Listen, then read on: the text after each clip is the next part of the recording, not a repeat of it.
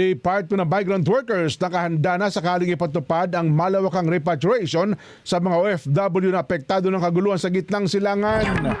Ibabalita po, nasaan si Erlo ngayon? Nasa UAE na ba? Nasa Dubai? Erlo Bringas, panoorin natin, Erlo! Magandang umaga, Kuya Jen. Kuya Jen, di tayo makapunta doon ngayon kasi sarado pa rin yung airport at airspace. Ano? Pero nakapagpulog na ang mga opisyal ng Pilipinas. O Kuya Jen, kailangan natin talaga mag-aeroplano. Ganun ba? Pero maayos naman yung kalagayan ng pamilya natin doon, Kuya Jen. Nasaan ba sa UAE ba? Dubai? UAE, Dubai?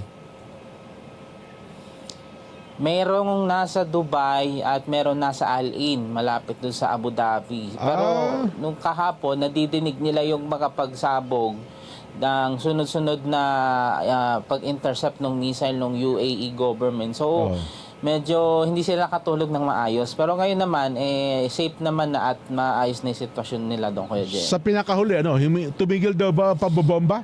Itong mga nakalipas na mga oras? Okay, Jen, nagkaroon naman na ng tumigil na at yung mismong government ng UAE ay nag-announce na rin na safe na yung kanilang sitwasyon doon. Pero nag-advise sila na maging alerto pa din sa lahat ng pagkakataon dahil hindi kasi natin alam yung pwedeng mangyari pa.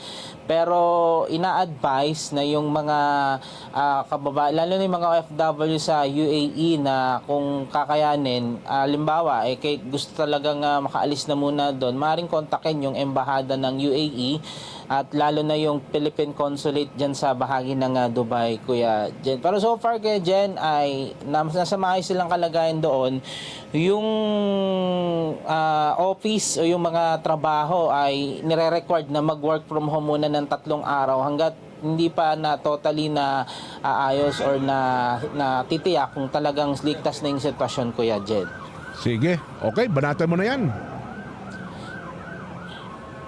Kaya dyan, nakipagpulog na ang mga opisyal ng Pilipinas sa mga embahador at labor attaché sa Middle East para masiguro ang kaligtasan ng mga overseas Filipino workers, OFW at mga tauhan ng pamahalaan. Ayon sa Department of Migrant Workers, sa gayon ay wala pa rin namang naitalang Pilipinong malubhang naapektuhan sa mga pag-atake maliban na lang sa isang napaulat na caregiver sa Israel na pumanaw matapos ang naganap na airstrike.